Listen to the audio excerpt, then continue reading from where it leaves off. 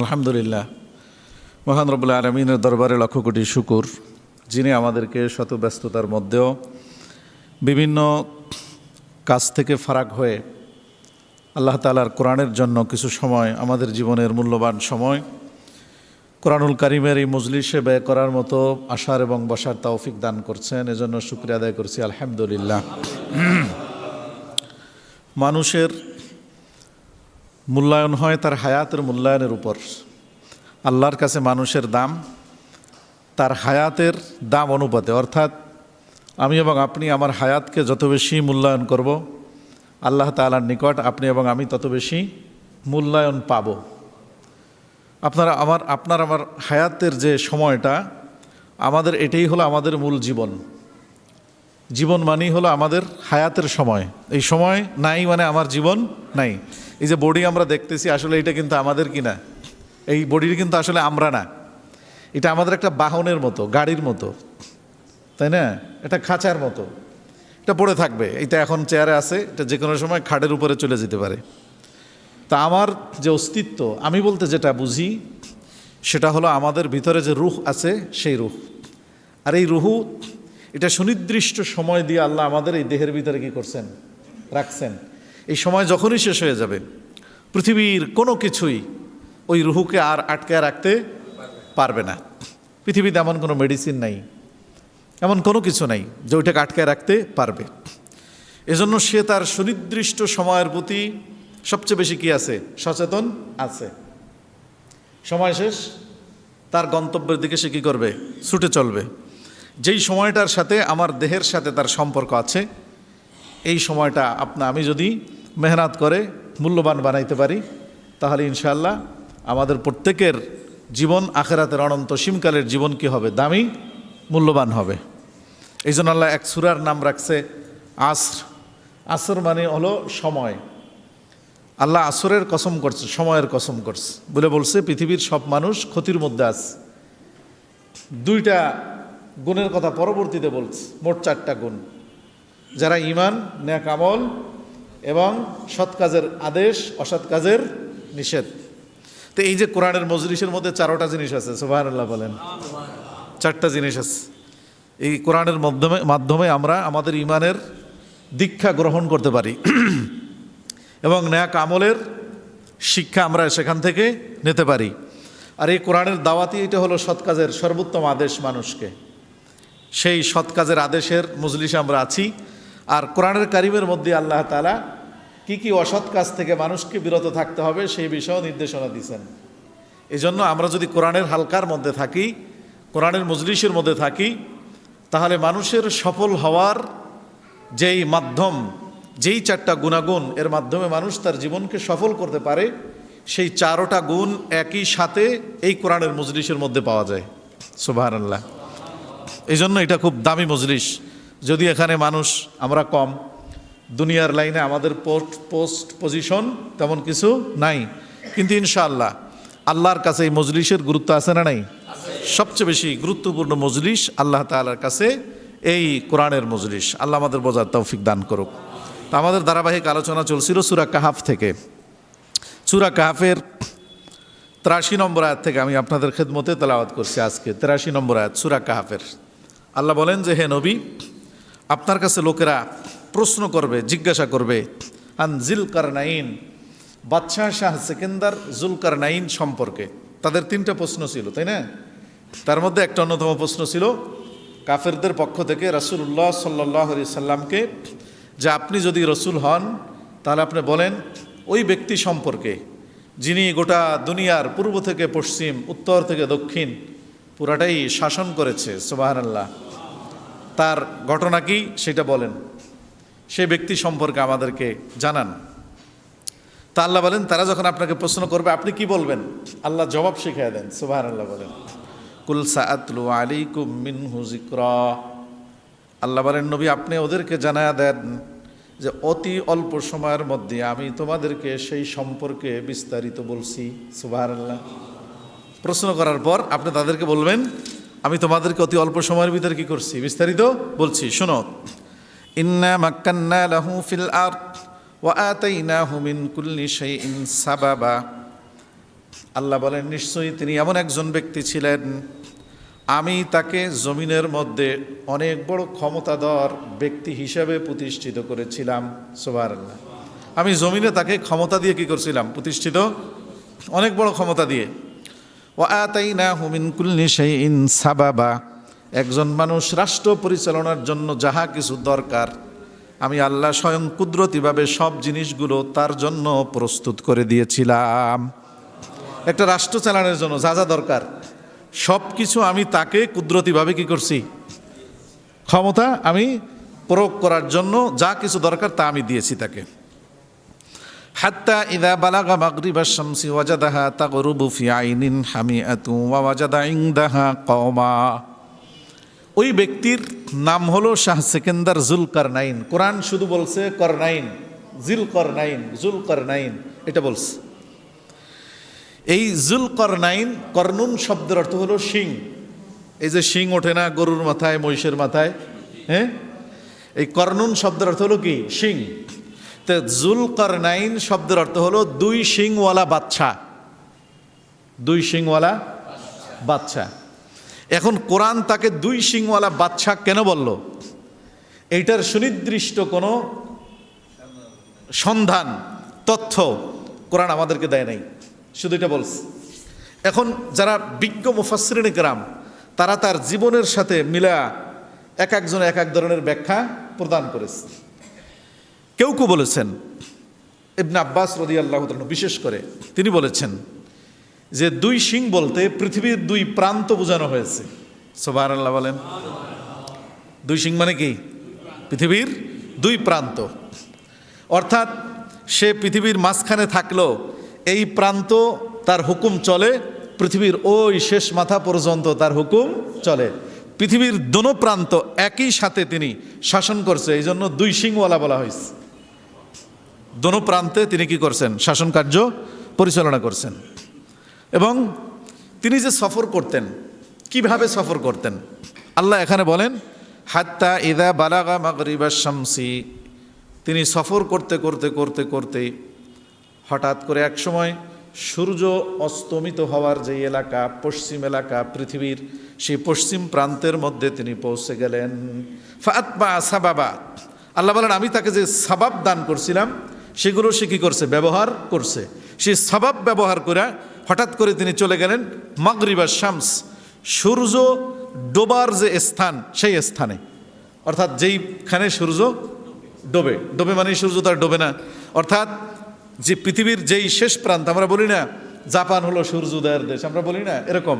তো পৃথিবীর পশ্চিম প্রান্ত একটা এরিয়া, যেই এরিয়ার মধ্যে যাওয়ার পরে আর ওইদিকে জনবসতি নাই, সমুদ্র, মনে হয় সেই সমুদ্রের ভিতরে সূর্য কি হচ্ছে? ডুবে যাচ্ছে। ওই সবব ব্যবহার করে তিনি সেখানে গেলেন। এবং তিনি যে সেখানে গেলেন, যাওয়ার পরে কি দেখলেন?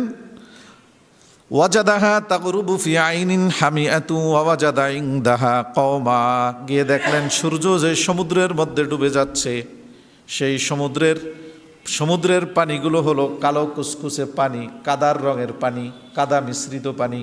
দূর থেকে দেখলে মনে হয় কাদা পানির মধ্যে সূর্যটা অস্তমিত হচ্ছে। সুবহানাল্লাহ।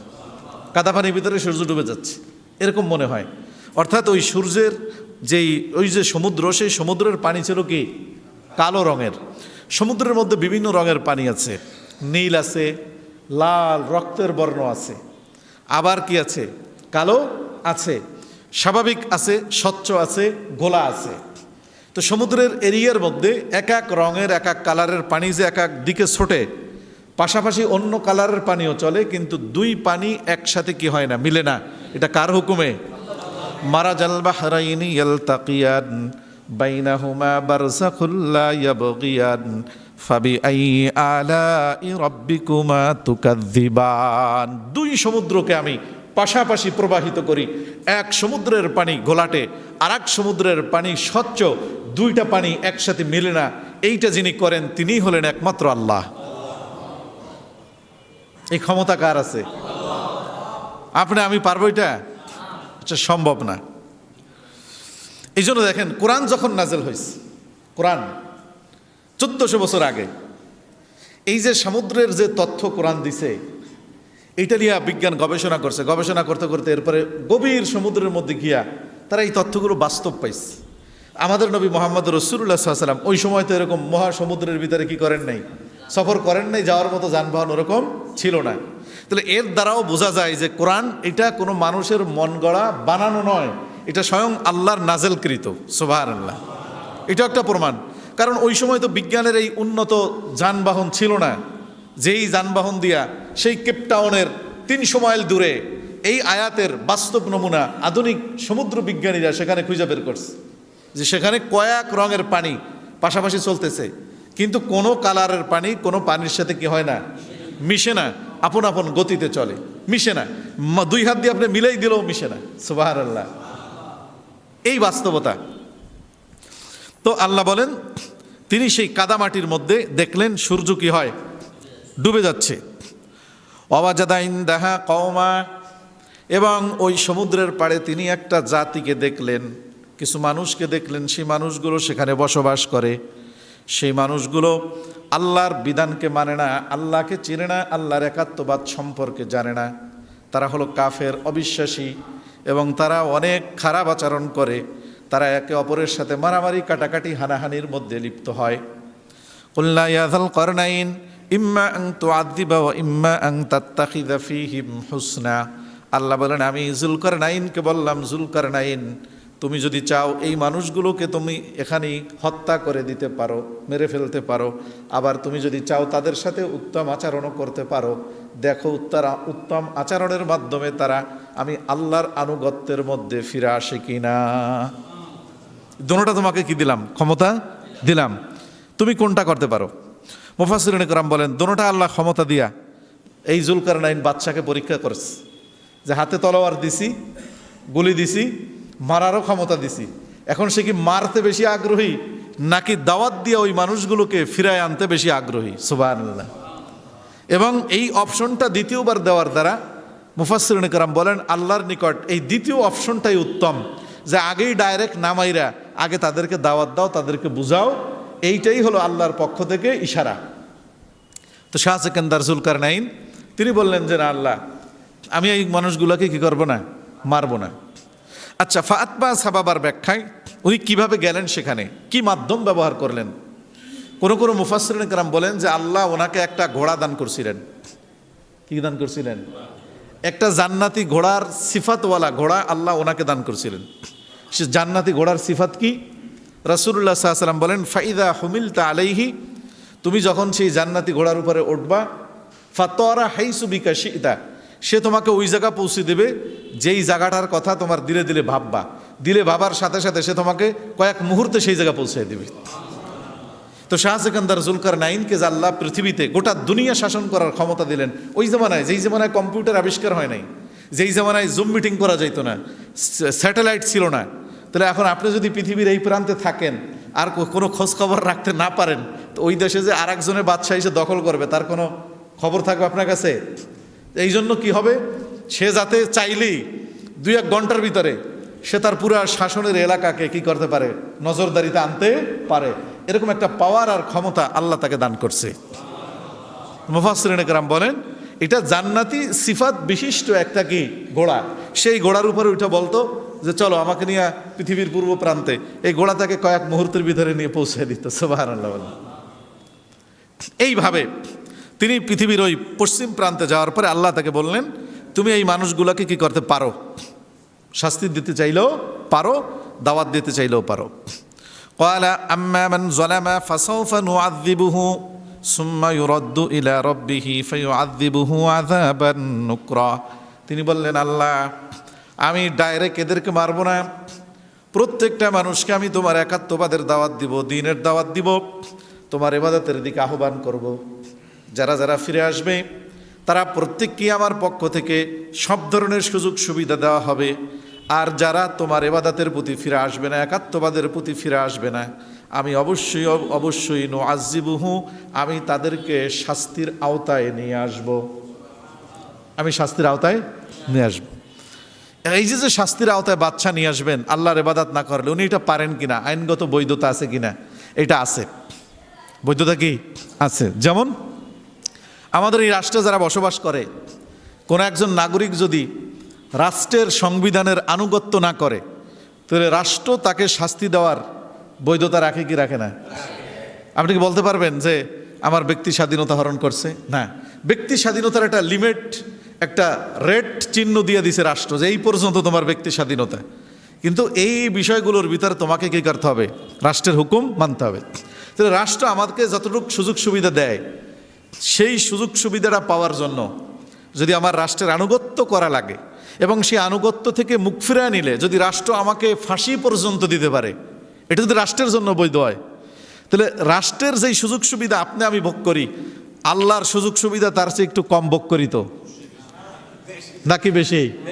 বেশি। তাহলে রাষ্ট্রের যদি সেই ক্ষমতাটা থাকতে পারে একটা নাগরিকের উপরে, তাহলে আল্লাহর কি সেই ক্ষমতাটা থাকবে না? যেই যুক্তিতে রাষ্ট্রদ্রোহী হইলে একজন মানুষ শাস্তি দিতে পারে রাষ্ট্র, একই যুক্তিতে খোদাদ্রোহী হইলেও আল্লাহ তাআলা তাকে শাস্তির আওতায় আনতে পারে।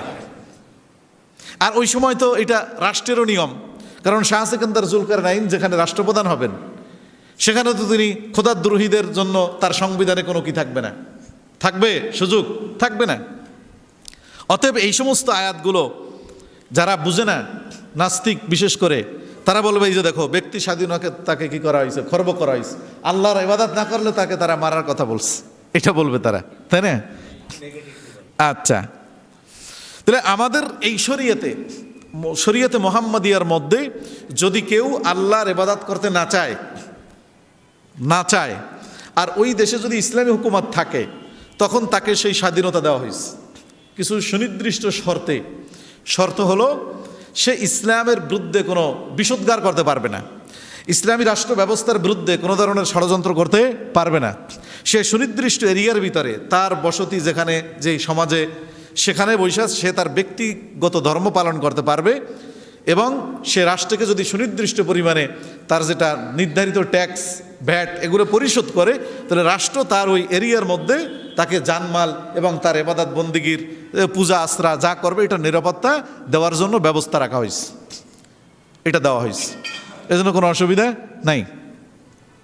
তো এইটা হলো ওই জামানার ঘটনা, সেটা হলো শাহ সেকেন্দার জুলকারনাইন রহমাতুল্লাহর জামানার ঘটনা।